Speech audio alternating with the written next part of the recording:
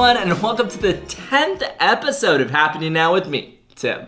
We celebrate our 10th episode by talking about an award show that this program was not considered for. The Golden Globes are no more, at least for now, as NBC has canceled the show because of its ongoing lack of diversity when it comes to its ranking members in the Hollywood Foreign Press Association, the people that put on the Golden Globes. But this isn't anything new for entertainment award shows. I mean, back in 2015 and 16, the Academy Awards went through a similar situation when it omitted a ton of black filmmakers and actors in back-to-back Oscar ceremonies. You want to know how white those Oscars were? The only nomination that Straight Outta Compton received was for Best Original Screenplay, which is when we all discovered that that film was written by 4 white people. Even Tom Cruise got in on the protest of the Golden Globes by sending back his 3 awards he received over the last few decades.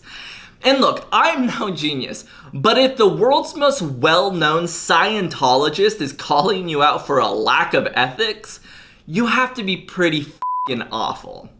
Now, the Hollywood Foreign Press Association has put out a statement that it's going to address the lack of diversity in its ranks, but honestly, Hollywood in general needs a ton of work, not just from its pointless award shows, but also in every show and every film made today.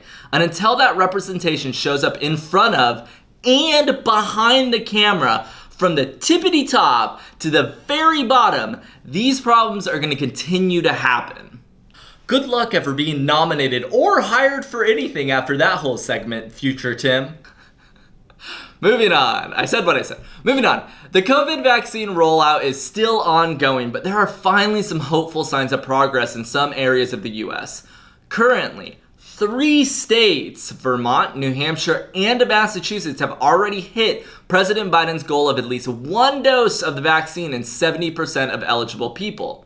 And Dr. Anthony Fauci said recently that the US should still try to reach herd immunity, absolutely, but that we'd also see a huge drop-off in cases well before we reach that herd immunity point, bringing the virus down to a controllable state. Also, everybody should do themselves a favor and go watch the video from this past Tuesday where an 80-year-old Dr. Fauci calmly and quickly shut down the Great Dane dump that is Rand Paul. 'Twas amazing. There was also a report that showed over 80% of people in the US live within 5 miles of all 3 COVID vaccines.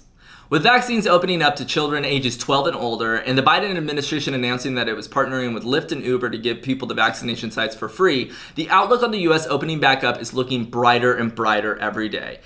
I'm sorry that I keep driving this home, but if you're still on the fence, hopefully the further we get into the vaccine rollout, the more comfortable you feel, and hopefully we'll be willing to get it soon, so that those that can't are able to live their lives as safely as possible. And now, for a Tim Time break.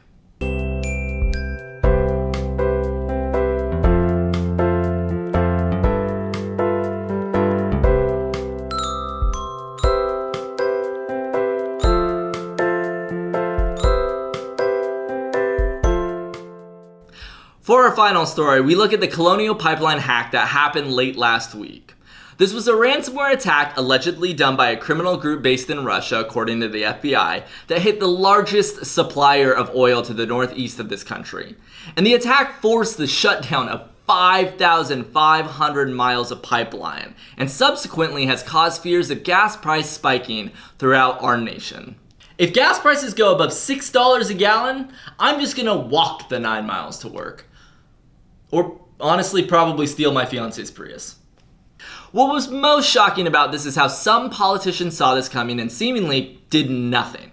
Senator Angus King and Representative Mike Gallagher, both of whom serve on the Cyberspace Commission, said Sunday that they were, quote, disappointed though unsurprised about the attack. Which is sad and also incredibly frustrating, because if you weren't surprised about an attack, then why'd you just wait for it to happen? What this attack basically proved is that there is an aging energy infrastructure in this country, something that President Biden is trying to address in its infrastructure package. However, the most glaring problem is that this is a private company. So even though the government could offer help, and actually has offered help, there's no way anyone could control the actions of the company outright other than the company itself. It's like your uncle showing up drunk for work every day, but like, you don't own that Taco Bell, so what can you do? What has become most clear during all of this is that too much of our energy infrastructure is provided from private companies. Now I get it, some, I'm sure, have customers' priorities first in line and are willing to work with the government or other companies if they need to provide the best service they can. Others, however, like the Colonial Pipeline or really any other oil company out there, know their days are numbered. And sadly, until we change this, the people that are going to have to pay the most price are the consumers. And on that super fun and positive note, that is our show for this week. Thank you so much for watching. I hope you all have a great weekend. If you haven't gotten vaccinated, definitely go do that. And I will see you all next week. Sayonara.